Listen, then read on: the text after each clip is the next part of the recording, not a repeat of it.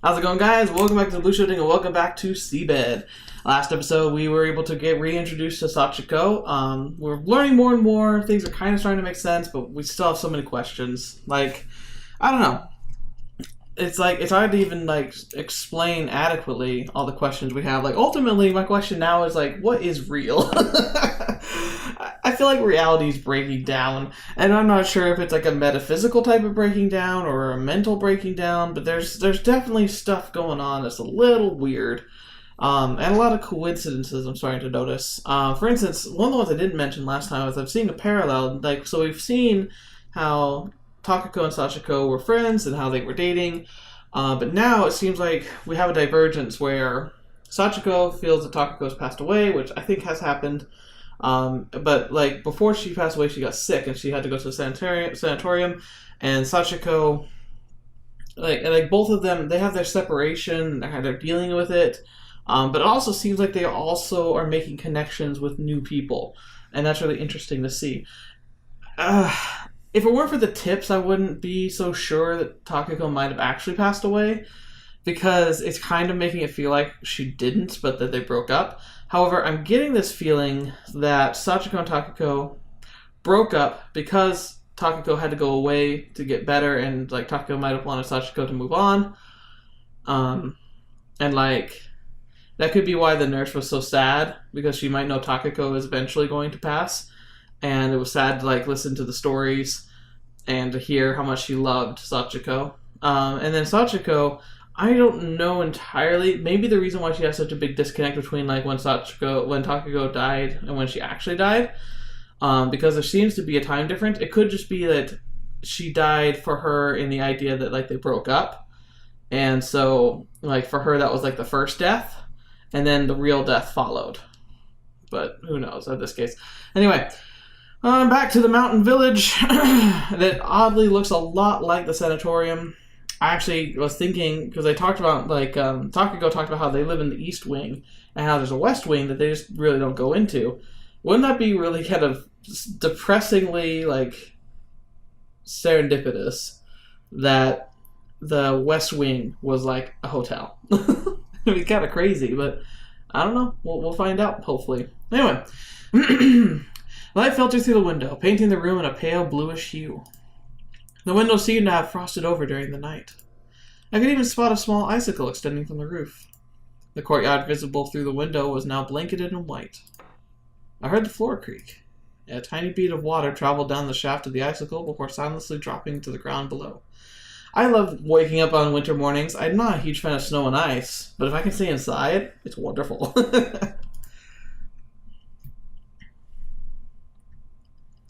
Yes. Okay. The withered grass crunched like shaved ice under my feet. There was a small hill with a camphor tree in the center of the courtyard. Its branches extended from the trunk in complex patterns reminiscent of lightning, forming an awe-inspiring canopy that sparkled beautifully in the morning dew. A tranquil silence fell upon this area, giving the impression that the entire world had entered a deep slumber.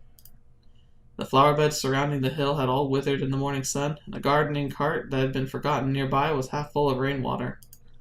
I kept listening as the frosty air chilled my skin. One of the tree branches suddenly shuddered, sending drops of dew to the ground. I looked up and spotted a small bird with a long tail among the leaves. Why is there a bird in the winter? That's weird. I continued listening. This time I heard a knocking sound. Well, I guess, okay, birds in the winter aren't too bad if they're being fed. And I don't know the ecology. Well, is that ecology right? No, ecology's not right. I don't know avian life patterns on the continent of Japan. Well, not continent. Gosh darn it. Country of Japan. It's not really a continent. It's a large island. I'm just throwing words out that don't mean nothing, apparently. Okay, I step on the thin ice, making it crack under my feet. I stopped at the place just a little ways away from the courtyard. And we run into... Oh, who is that? What is that? That's weird. I looked up at the towering pole before me, its tip backdropped by a sky of light clouds. There was a pulley and a rope attached to the said tip. So is it a flagpole? Another gust of wind swept across the frozen ground, making the metallic parts attached to the rope hit against the wooden pole with a knocking sound. It looked like a flagpole, but I saw no trace of a flag anywhere. Maybe this is an old relic from the war or something? I spent a few moments looking at the noisy pole, trying to imagine what kind of flag it once bore, when I suddenly heard something else. It sounded like a person's voice coming from the main entrance of the mansion. I thought I heard Nanae's laugh. I hear some interesting music. Upon returning to the mansion, I came upon Nanae chatting with a couple of children riding bicycles. I couldn't make out what they were talking about, but judging from her swaying shoulders, it seemed like Nanae found the conversation amusing. Alright. Is this one of the kids, I'm guessing? Today's the day I catch the River King, I swear! That's some confidence. The children all wore waist bags and backpacks. I could spot fishing rods poking out from some of them. I saw it just the other day. It was this big. I saw a bigger one. It was like this. You idiots! You idiots! The king of the river can't be that small. It's got to be at least this big. The children opened their arms wide, trying to show off how large the size they were thinking of. Don't forget to bring some for me too. Huh? You think I'll let you keep the bicycles and use my river for free? That's dirty. You gotta play dirty now and then to survive in the world. Great, good lesson for children. Though sadly kind of true. Everyone gets an equal share then. With that, the children began pedaling their bikes and rode off towards the woods. Oh, I'm having a guest right now, so don't forget her share either. Seriously? It was a mistake to stop. It was a mistake to stop here. Nanae sounded another one of her hearty laughs. She sounds like a very, very, just jovial and, uplifting kind of person. Be careful out there. She waved at the children going by. Good morning. Oh, that was Sachiko. Oh, good morning. Nanae looked behind her shoulder in response to my greeting. They're kids from town. Apparently they plan to fish here today, said Nanae, noticing me stare at their receding backs. What were you talking about? Food. We might get some fresh fish for dinner tonight. I see. Provided they manage to catch anything, that is. You could have taught them how to make a bamboo net. That's a good idea, but those kids don't know when to stop, so... Nanae shrugged her shoulders. Do they come here a lot? Plenty of places to play around here. Mountains, rivers, lakes. This area is open to the public. We even have a library. Once again, the similarities are uncanny. Nanae pointed at the building further in the distance. I see. That aside, what are you doing outside so early in the morning? Did something happen? No, I was just curious about something. Nanae glanced the direction I came from. Oh, so you found out. Only because of the windy weather. Might have been a different story otherwise. I don't think we're talking about the same thing. I was planning to let you enjoy the mystery for a while longer. Dang, this stupid wind. It ruins everything on the first day. Another breeze swept across the courtyard, carrying some leaves and a few leftover golden petals from the withered flowers. And there was that knocking sound in the distance again. Nanae let out another guffaw. Love that word, guffaw. Good word. You okay for toast for breakfast? If you have hot coffee to go with it. Of course I do. I'll prepare it right away. Man, I want to stay in a place where they make me all my meals. Though I'm guessing that there's other ulterior motives. Ooh, this looks nice. The pleasant smell of baking bread fills the room. It reminded me of the bakery near my house when I was little. I used to buy bread from there every morning. Their entrance had a huge pink sign in the shape of a rabbit. I held a tray, a pair of tongs, and some money. The fragrant scent of baking bread, the sweet aroma of fresh confectionery, butter, and jam would be completely overwhelm me. After a few moments of hesitation, I would always pick the melon bread and sausage rolls. Sometimes I'd run into Takako. She often bought the rabbit bread, which came in the same shape as the sign above the entrance. What was the name of the bakery again? Do you like your eggs fully fried, or... Nanae's words pulled me back to reality. The cafeteria at the end of the corridor, and to the left of the lobby, had a room shaped like a fan, with several windows in its arched walls. There was also a bar counter at one of the walls. Nanae had been preparing breakfast behind it. I'll have whatever you recommend. I'm not picky about food. Alright. Then I'll do yours like my own, fully fried. Good fried eggs. I love the old-looking school furniture, and the dim lighting of the room gave the cafeteria a vintage feel. It reminded me of the cafe I used to frequent. Through the window, I could see the leaves of the trees in the courtyard. I'll go with almost fully fried. Okay. A sizzling sound reminiscent of heavy applause followed, accompanied by the appetizing smell of frying bacon spreading across the room. Oh gosh, I just ate, but it just sounds so good. I watched the apron-clad Nanae do her work behind the counter. After confirming the temperature of the frying pan, she picked up 2 eggs from the bowl, broke them open with one hand, then dropped them into the pan. Whoa, the timing of the sounds was actually right on par with what I was reading. That's cool. I heard another applause. Here you go. She placed the coffee pot she'd held in her left hand and the basket of bread she held in her right on the leather-covered table. After that, she slid 2 plates that she held under her arm, one to her free hands, and nimbly lined them on the table before us, before sitting down in front of me. You're pretty good with your hands. Oh. You just have to figure out how the center of mass works. Anyone can do it with a bit of training. Would you like more coffee? Yes, please. As I waited, she refilled the cups I had emptied with a fresh serving of steaming coffee, and placed it in front of me. Well then, let's eat. Yes. The toast was just the right hue of golden brown. She was good at this. Using my knife, I scooped some butter from the jar Nanae handed me, savoring its alluring fragrance. After spreading the butter on toast, Nanae placed some cabbages, some bacon, and fried eggs on it. When she was done, she began nibbling away at the bread. Didn't turn out too bad. She said that with her eyes closed while confirming the taste. The wet cabbages sparkled in the light. I placed only a piece of fried egg on mine before taking a bite. My teeth penetrated the crunchy outer layer and reached the soft, warm insides. It was only lightly toasted, but it felt just right. She was definitely good at this. I still have to finish cleaning the rooms, so would it be okay if I showed you the place this evening? Said Nanae after taking a sip of her coffee. Sure. It's been a while since we had such clear weather. I want to hang up laundry outside before it's too late. After letting out a sigh, Nanae leaned against her chair, stretching her neck. Stretched myself. I glanced outside the window to see a girl walking on the stone path in the courtyard. Did you see someone there? Nanae noticed my gaze as she opened her eyes. Yes. Oh, yes. I bet it's the library. There's a library building just next to ours. The books there are pretty old, but it's a big place. It's quite a selection, as long as you don't want anything modern. If you like reading, you should check it out. Do you have any plans until the evening? Not really. I see.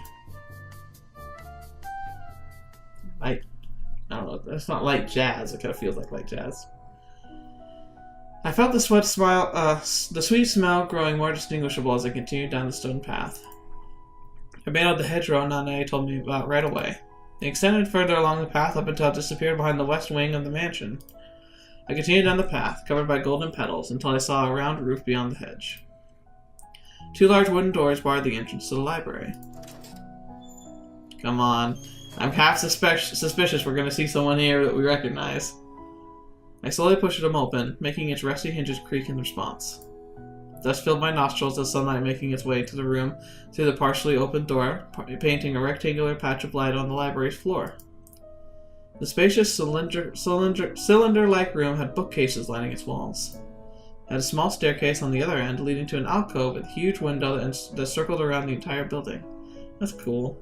The dome-shaped ceiling had a circular window and oculus in the middle that let slightly more light into the otherwise relatively dim interior. The door closed as I pulled my hand off it, isolating all sound from the outside and giving way for white noise. I like libraries. The middle-aged woman at the counter turned her gaze to me.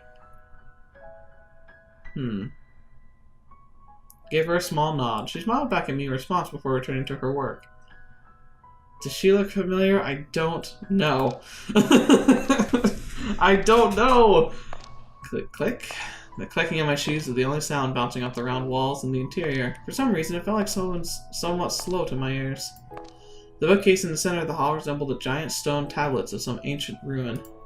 The light seeping in from the ceiling illuminated a few of them, making the grains of dust in the vicinity sparkle in silver.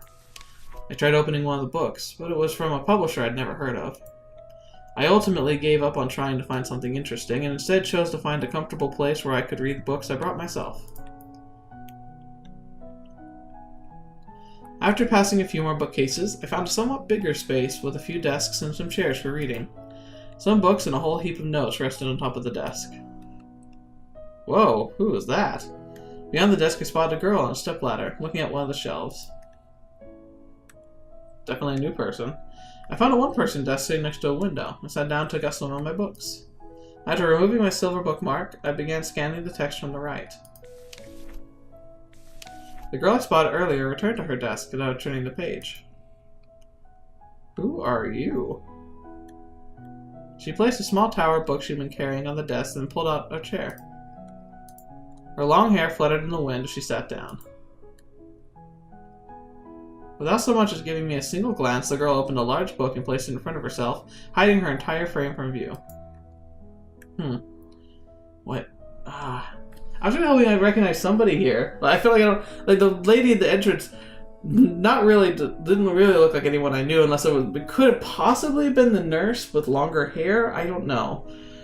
I don't think so. I think her hair was a lighter color. And then whoever that little girl is, we have no clue. I returned my attention to my own book. I had to flip a few pages back to find the line where I'd left off. The fluorescent lamps on the walls illuminated the page. By the time I closed the book, the inside of the building had gotten dark, with only barely noticeable slivers of orange light coming from the ceiling window. It's been a long time since I've been able to sit down and just read a book. I need to just do that someday. Next day I get off, or I get time off. I want to do that. The girl was still sitting at her desk, jotting something down in her notebook. I pulled up my sleeve and checked my watch. I stood up, pushed the chair back into its place, and left the library. The woman at the counter was nowhere to be seen anymore. Interesting. Guess it's on an honor system, this library? I pulled open one of the doors with another loud creak and had a gust of wind blow straight into my face, propelling the sedentary dust of the room into the air.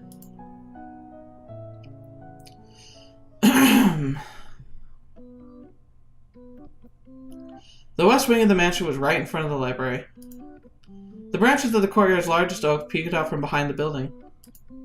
The entire scenery wore an orange tint. I spotted someone walking down the corridor inside the mansion. The silhouette of a woman with tied-up hair had turned a corner and disappeared from sight. I was walking along the hedgerow with my eyes fixed on the window when I heard voices from the courtyard.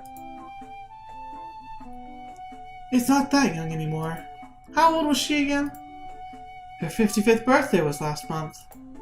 People in the Showa period retired around that age. Nanae and a man wearing blue work clothes were talking in front of the back door. Lightly touching on the brim of his hat, the man made a small bow to Nanae before turning around to leave. Nanae noticed me and turned the handle to close the half-open door. Oh, hello, Sachiko. What was that? I was just paying for the gas. What were we talking about? Oh, nothing, just some local gossip. I was just about to go to your room. We promised to have a walk together. I hope you didn't forget. What about your duties? I've already finished all that there was to do, and my guess is that you've been in a library.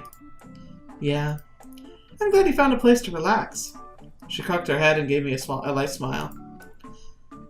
Can I come like this? Of course. Good. Then let's get over there first. Turning away from the mansion, Nanae started towards the other end of the courtyard.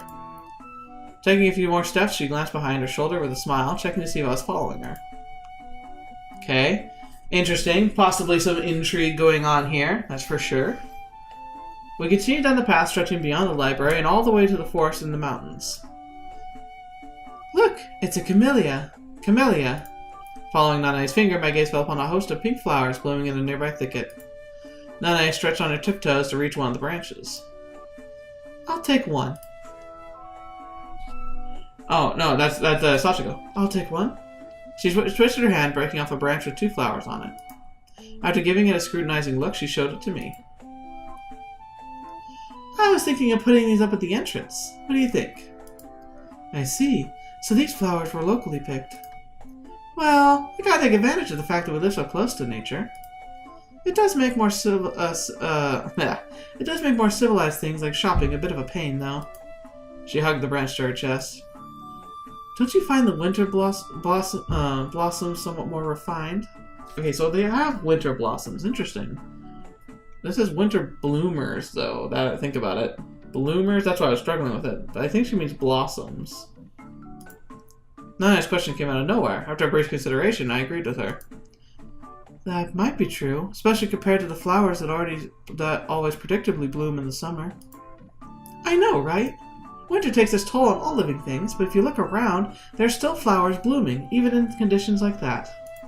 It makes me respect nature all the more. I've definitely never seen flowers blooming in winter before. Oh, I'm seeing some Japanese camellia blooming over there. Nanae looked towards the other side of the stream by the road. A few red camellia petals were drifting along in the water. I also spotted some blue Genetia flowers blooming on the shrubbery. Wow, they love flowers. There's a lake further down along this way. Let's go. We passed through a dark thicket and came out into an opening with a lake. The image of the mountain, crowned by greenery, was reflected upside down on its crystal clear surface. Upon descending the path running somewhat above the lake surface, we came to what seemed like an animal trail. The water of the lake was clear enough for me to see down to the bottom. I love that. The surface was calm and only an odd breeze disturbing its stillness from time to time. I can't see them today. Nanae was looking towards the lake with one hand above her eyes to block out the sun. Following her gaze, I saw a row of ducks sailing out on the water. Were you looking for a bird? Yeah. I spotted some unusual ones just the other day. She pointed along the water with her other hand. You can see those ducks by the reeds, right? Yes. Those are mainly Eurasian Wiggins. The first few are Eurasian coots mixed in. The ones with the brown heads are the Wiggins, the black ones are the coots. I can also see a couple with white spots on their beaks. Those are coots. I see. Every bird that quacked or squealed in the background, Nanae named. The same went for each unique type of grass or bush we passed. She is very, very well educated. I guess it kind of makes sense though if you're like running like an escapism type tourist location. You'd want to know everything around you. Is it okay if we make a little detour? Asked Nanae around the time we reached the middle portion of the path by the lake. It gets slippery here, so be careful. The narrow path stretching out to the side of barely half the width of the beaten path we were using. The steps leading up the hill were basically just a bunch of moss-covered rocks aligned in a row.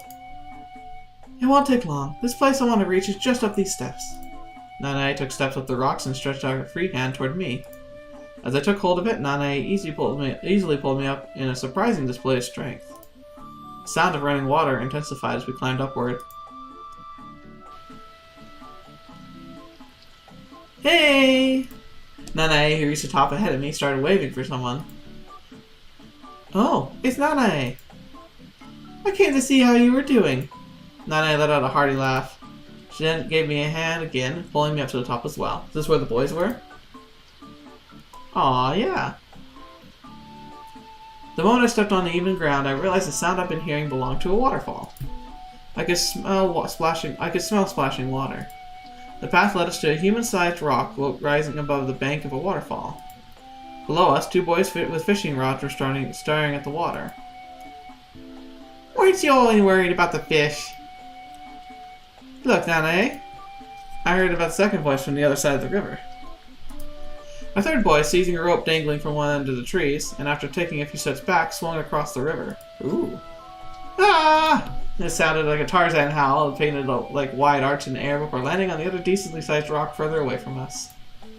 The rope and the tree branches there were attached to creaked under his weight.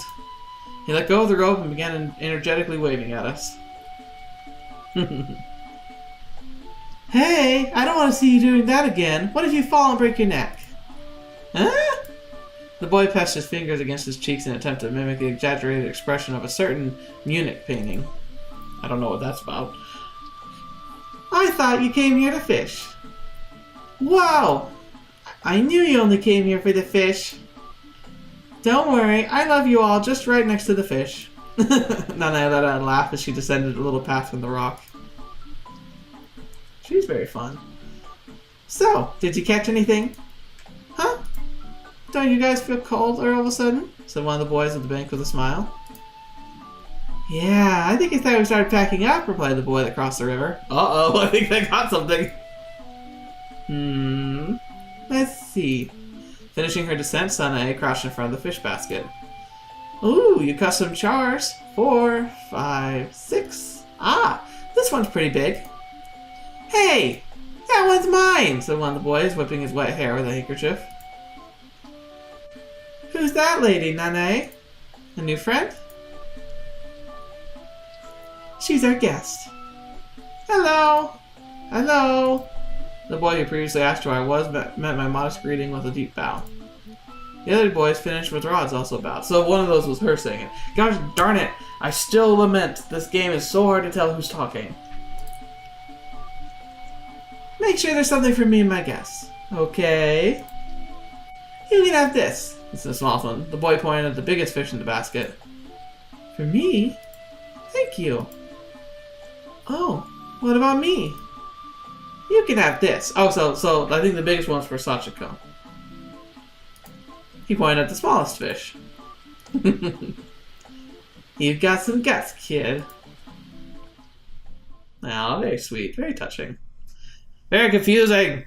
It's hard enough knowing who's talking when it's only 2 people. Whoa, what is this? Like an accordion. Make sure to head straight home. We know. The boys disappeared behind the corner. Well then, I think it's time for us to head back as well. With that, she turned towards the direction of the mansion. We took a road along the mountain on our way back. Nanae carried a bundle of winter flowers under one arm while holding the basket of fish we received from the children. I was planning to just casually show you around, but I guess I ended up forcing all this extra legwork on you. Sorry about that. When Nanae looked my way, I shook my head in response. It was fun. Glad to hear it. I see you like children. Nanae considered the mountain slope for a moment. I do. Besides, it's more dangerous around here than you'd think. Still, I wouldn't go far to forbid the kids from playing here in the mountains. I know the parents of all the children that come here, so I can't help but get worried every time a group is late to return. Oh, that's nice. Nanae slightly raised her chin and narrowed her eyes. Like, from what I've heard, this is something else about, like, Japan that's a little different than America, because, like, once again, this is all hearsay. But from what I was hearing from people who have been living in Japan, that the sense of safety is just so much higher. Granted, it's not a perfect place, and, like, Japan has its own issues with, like, types of crime, but the crimes in Japan tend to not be related to violence and, like, kidnapping and that kind of thing, as far as I know. And if that's true, that's awesome. It's one of the things that would make it appealing to go and, like, spend some time with. Like, as opposed to here where, like, I feel like we're always so paranoid that someone's going to break in and take all of our stuff. And, like, we don't even live in a rough part of town, but, you know, it's always a worry because it happens. It happens a shockingly high amount of the time. It's like, I've known people to be robbed. I've actually been robbed before. Not like at gunpoint or anything, but, like, you know, it's happened. And it's not too far beyond to believe that it could easily happen. But, like, it sounds like how safe, like, letting their kids go off and just play up in the mountains, like, it's kind of risky, but then again, it's like, I hope I can have that spirit of adventure for my kids, like letting them go and explore on their own and not being like a helicopter parent. I desperately want to be a helicopter parent because I'm terrified, but I want to be better than that. Let's see, so Nanae slightly raised her chin and narrowed her eyes. The part of the sky she gazed at still has some faint remnants of light blue. The moon above was full and shone with a bright, dazzling silver. I could hear the sound of splashing water near the rocks below us. The river, too, was clear enough to see through, the rocks resting at the bottom sparkling in the moonlight. From time to time, the fish with black spots would swim by as well. Look! A halcyon, I think. A colorful bird flew across the calm stream.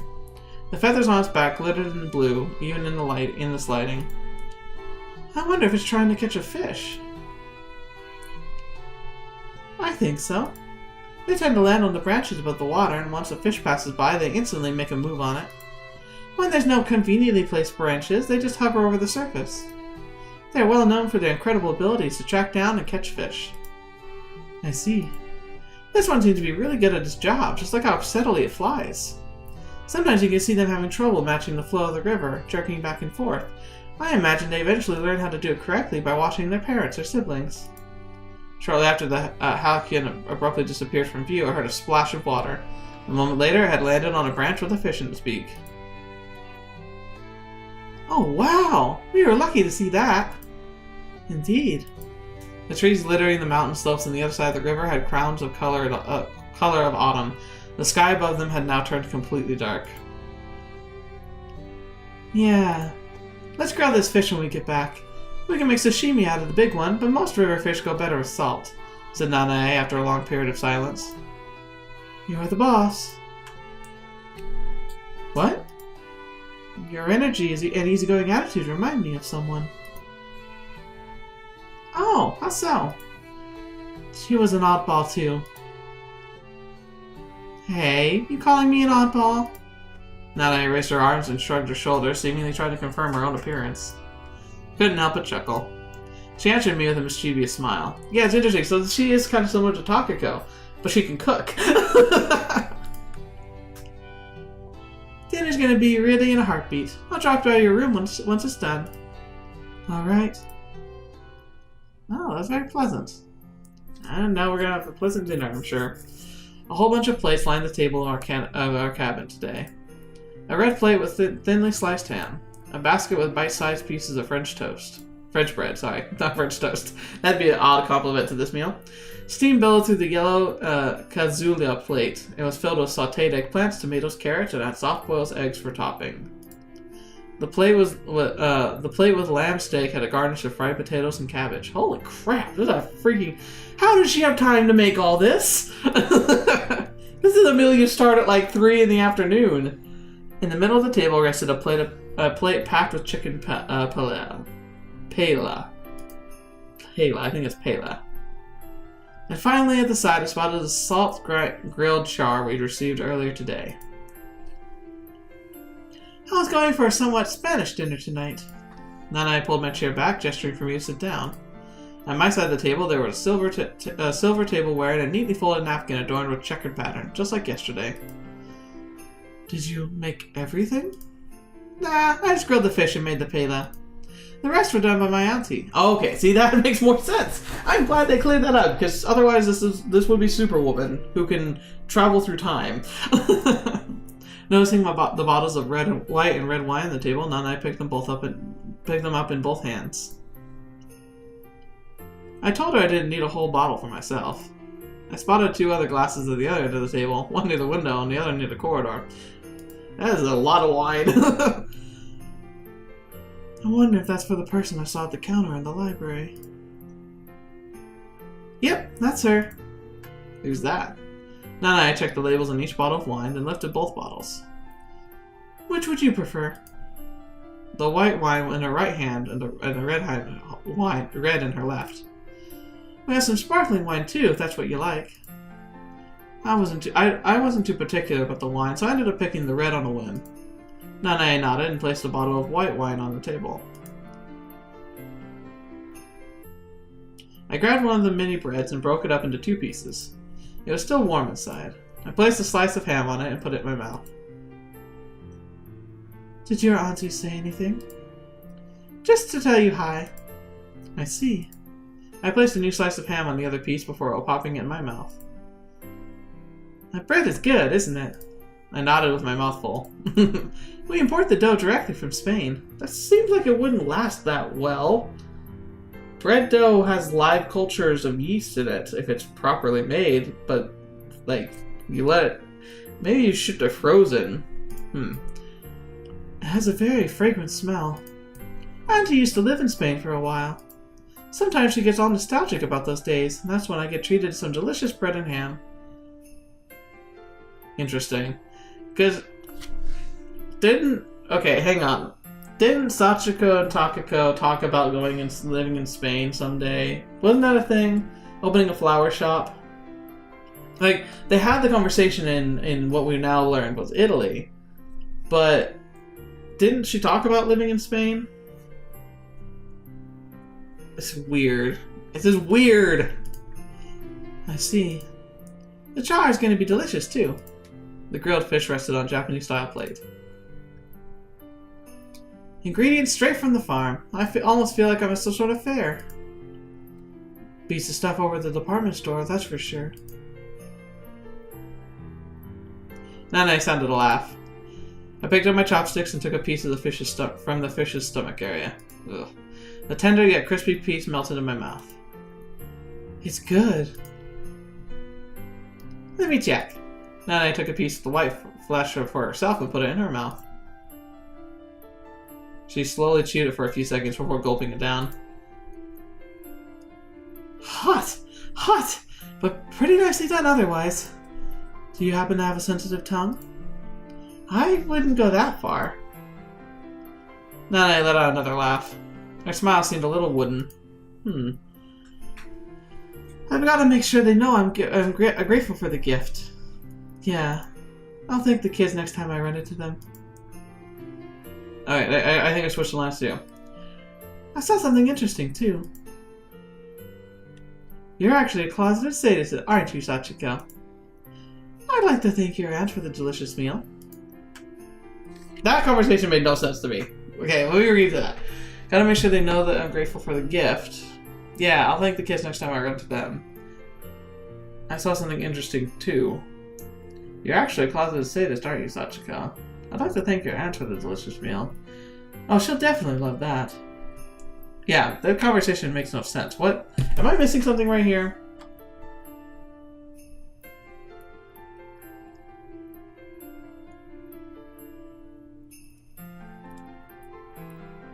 Okay, I'm gonna move on, because I'm just not putting it together very well. But I think she's already gone to bed, so maybe do it some other day. Keep wondering about this place, you'll eventually run into her, I'm sure. That seemed like two conversations happening at the same time. Like, I'm not crazy, right? Man, this game makes me ask that a lot, doesn't it? Oh, I think we're about to have another, like, psychological attack, aren't we? I crumpled down into the chair, heaving a tired breath. A woman with dark, long hair gazed back at me from the mirror with jet black eyes. Her cheeks were flushed red, her eyelids heavy from drowsiness. The woman's dark, flowing locks fell into the white towel resting on her shoulders. Maybe I should cut it shorter. The night breeze lightly stirred the curtains, sending a drop of water from my hair to the exposed thigh. I reached out and picked up a comb. After lightly dipping the comb in water and a few drops of flower oil added to it, I began combing my hair. A chilly breeze kept blowing inside through the open window. I could hear the knocking sounds in the distance.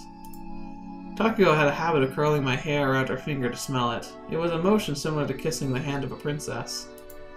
Both the tortoiseshell comb and this camellia oil were presents from her. She might have disappeared, but parts of her seemed to remain with me. The woman in the mirror made a puzzled expression. Why is she referring to herself in like a third point, like from a third person perspective? Look at that face.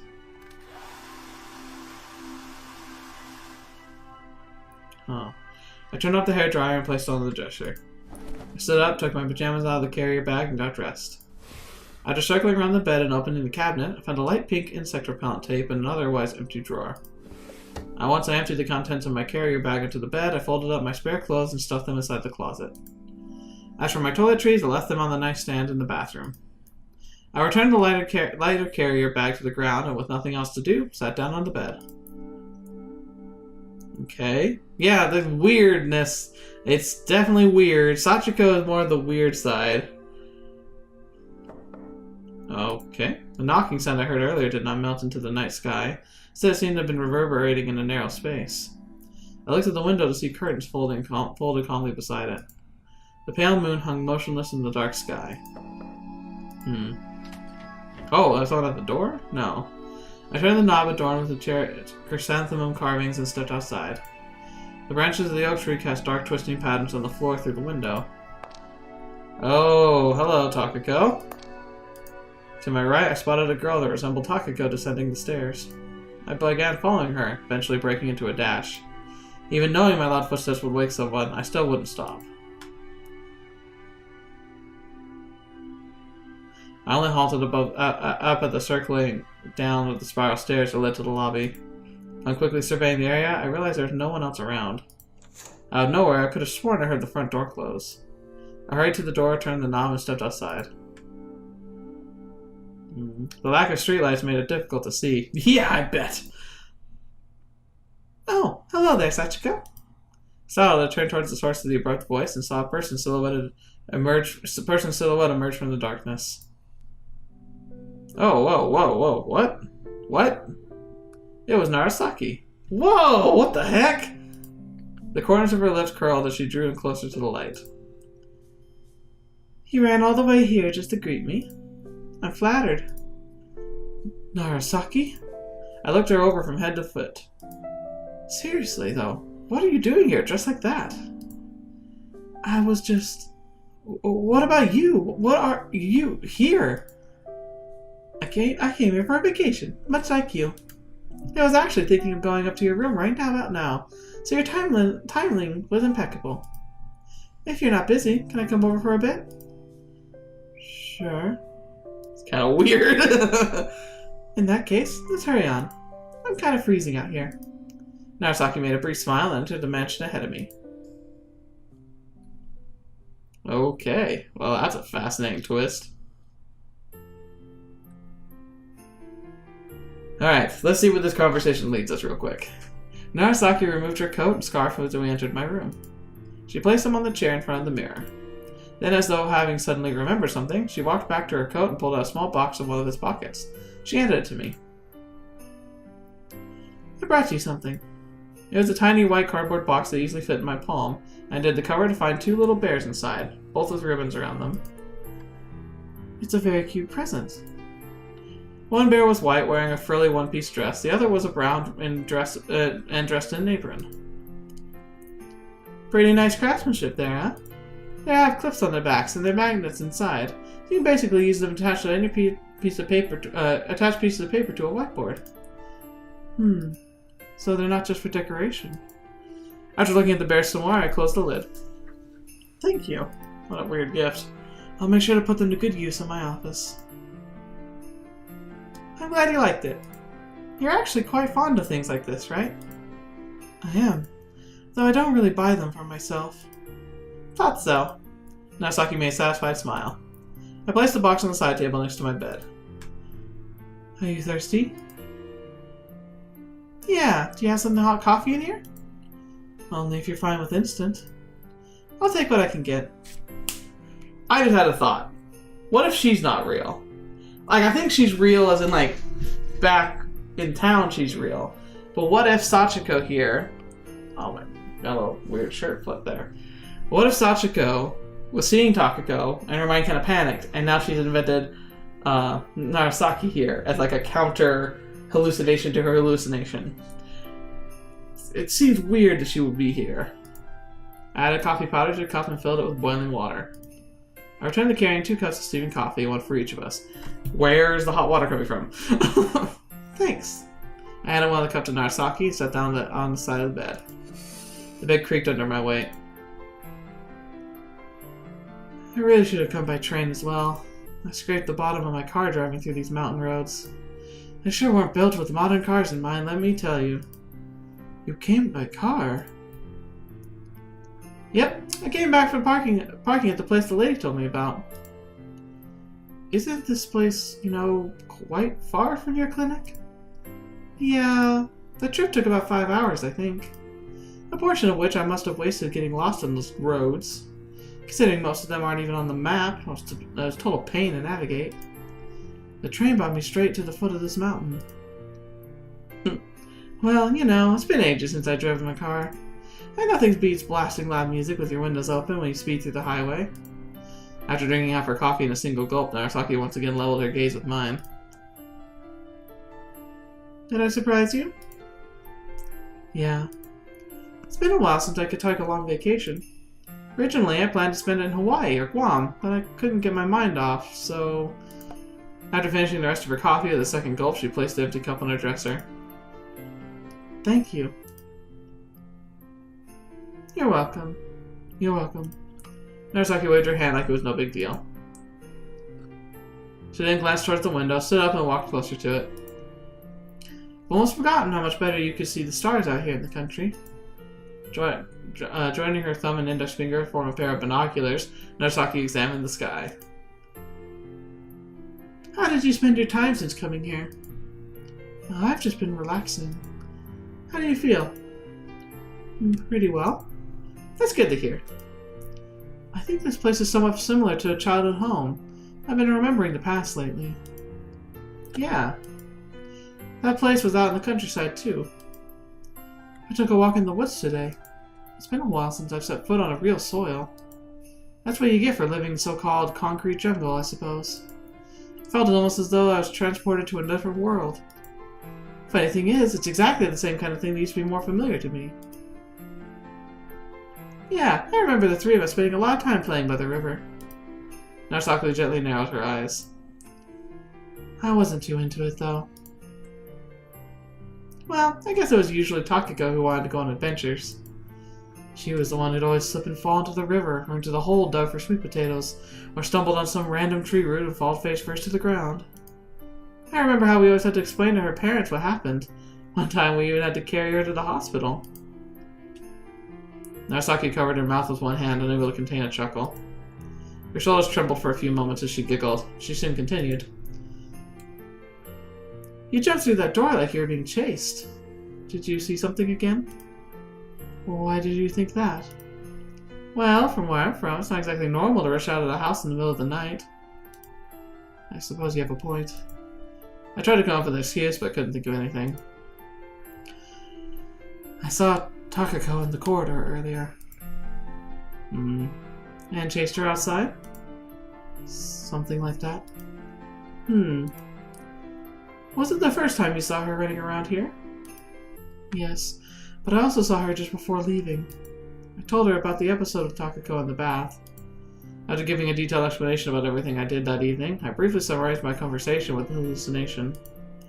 Narasaki asked a few questions, and I answered. She was curious if there was anything, a physical object, that could have worked as a trigger to remind me of Takako. Yeah, it was the oil and stuff she was using on her hair. After thinking for a while, I told her that the rubber duck might have been it. Narasaki agreed. I decided not to tell her that I had somehow booked this place for my vacation without my knowledge. After all, I might have simply forgotten it because of work, and it didn't seem directly related to Takako's situation. Yeah, don't tell your therapist about random things that don't make sense. I'm sure that'll be good. Narasaki let out a long, as I finished my explanation.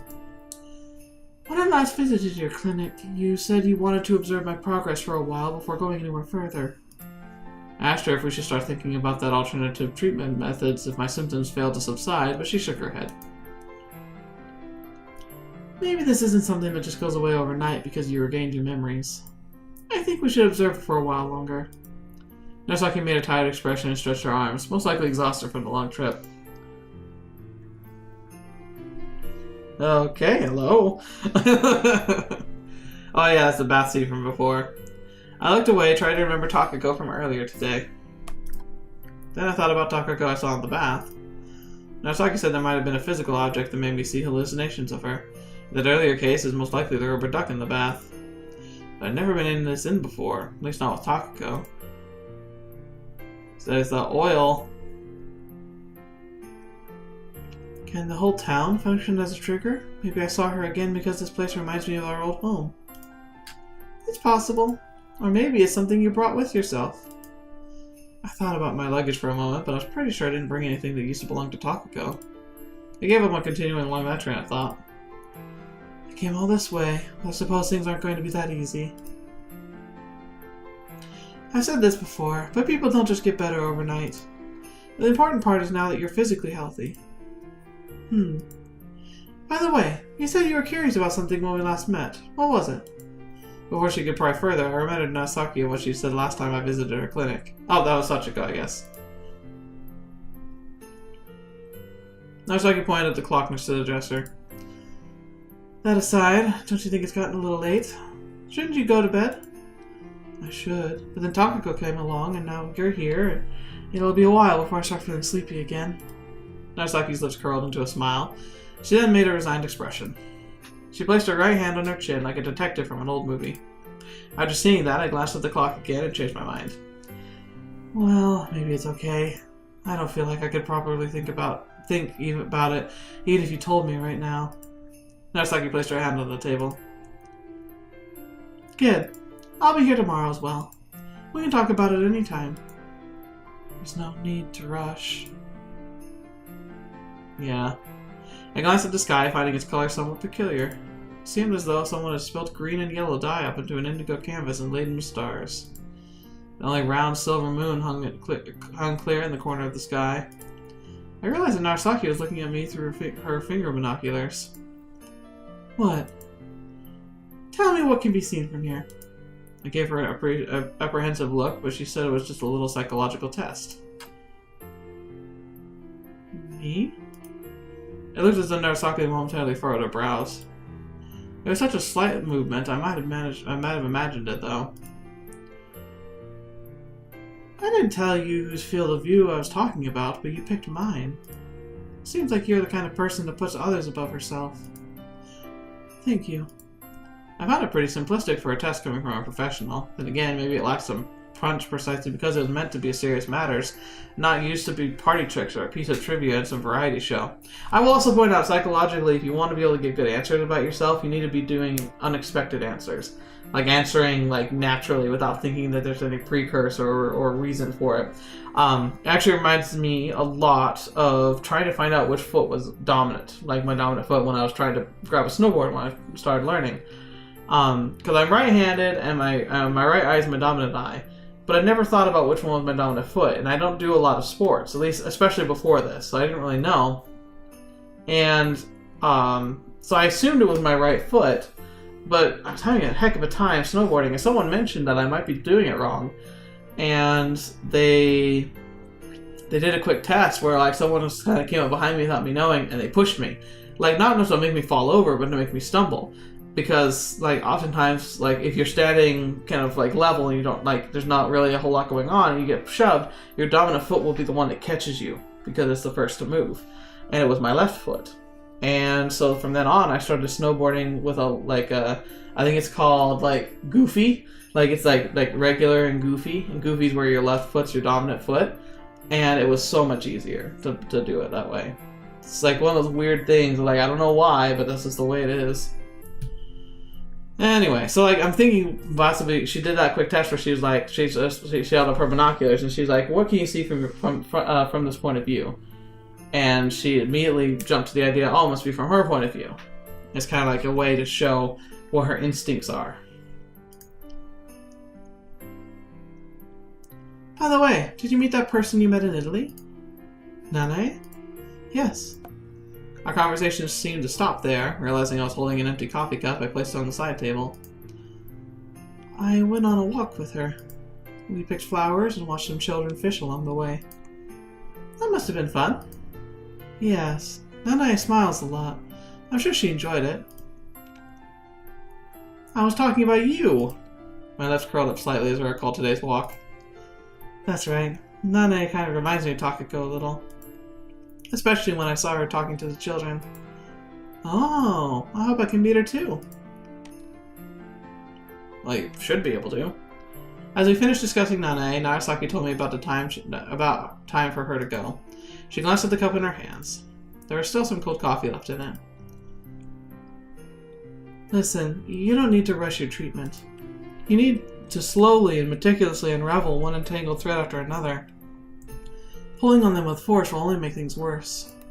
When there's a sudden and huge change in one's mental landscape, a reaction always follows, and it's rarely good for one's health. When you put a wild fish in an aquarium, they don't just adjust well initially, right? It's also common for it to become sick after a strenuous diet. The Industrial Revolution caused countless problems for the environment, as well as peace in order to get order in general. The sudden growth of capitalism can lead to financial and industrial capital merging, giving birth to monopoly capitalism. The scale of the example is so out there, I'll end up feeling confused. Exactly. Anyway, you've already fixed your memory problems the other night, and that's what counts for the most right now. You don't need to rush while trying to get rid of the hallucinations. And the ringing in my ears? Right, that too. Narasaki gave me a gentle look, seemingly trying to assure me that everything was fine. She tended to make this kind of face from time to time. They would always make me relax. I calmed down a little.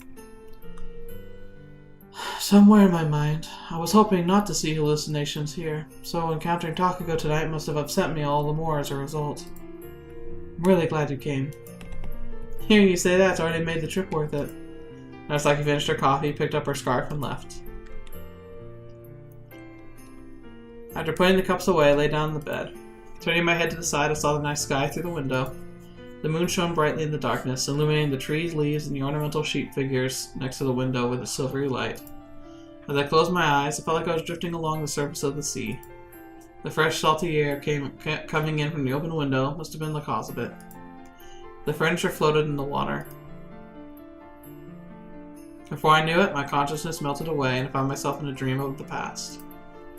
Oh, we're gonna get a flashback, aren't we? Yeah? Yep. Excellent. Another trip. But we're going to have to wait for this one to happen next time. That was a pretty fun day, actually. I think we've learned a lot.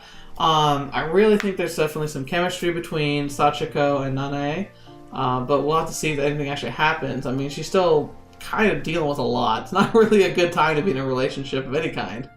Narasaki surprised me. One thing I thought was interesting is like, it feels like Narasaki's more and more involved in the childhood. Like she made it sound like, if I'm not misremembering, I thought they were all acquaintances growing up, like the three of them. Like it was Sachiko and Takako who were best friends, and Narasaki who they like knew. But now it's sounding like they played together. But I'm wondering if that's a tool by Narasaki. I wonder if Narasaki is like priming her. I guess you could say it's a psychological primer. It's where you kind of set up foundations for bias and for preconceived notions, and then people fill in the details. Kind of like if you want to be taken seriously when you're talking about like a subject, if you dress up like appropriately. So if you're going to talk about scientific like studies and give a presentation of some kind in a scientific field, if you're wearing a lab coat, people are more likely to trust you, even if you have no actual credentials. And so that's the kind of thing, like being primed, having a situation set up so that you will think certain ways. I wonder if Narasaki's seeing if her history is very malleable still, and she can insert herself into Sachiko's memories, and possibly maybe even using that as a treatment, being able to slowly not replace Takako, but dilute Takako's influence on her past by adding other influences on it as well. But I don't know. That might be too convoluted for this. Anyway. Otherwise, like, I like this episode. We learned a lot. We got to explore around the mountains. It was fun doing little kid voices. I was actually surprised at how well they came across. I know they weren't perfect. I need to practice more, but I feel like I'm becoming a better and better voice actor as I go along. Like, not as in, like, I'll ever get paid for it, but I definitely feel like I've improved with practice, and it's nice to feel like that. So any running theories you've got going on? What did you like about what I was saying before? There wasn't, like, too much to unpack in this one. So I imagine it's pretty chill. I wouldn't be surprised if I didn't hear much from you guys, but that's okay. I appreciate every single comment that you guys leave on these videos, so thank you for spending the time here with me, and thank you so much for joining me for this playthrough of SeaBed once again. I wonder, like, I really don't know how much further this goes. I have no idea, and there's no sense of time or logic to it. It's probably going to end really, like, shockingly. Like, so, like, boom, oh, it's over. Okay. So, we'll find out. But anyway, thank you so much for being here today. Thank you so much for joining me on this adventure once again. I can't wait to share this with you and see you next week. So thank you so much, and until the next video you're watching with me or whatever you see me in next, I'll see you there.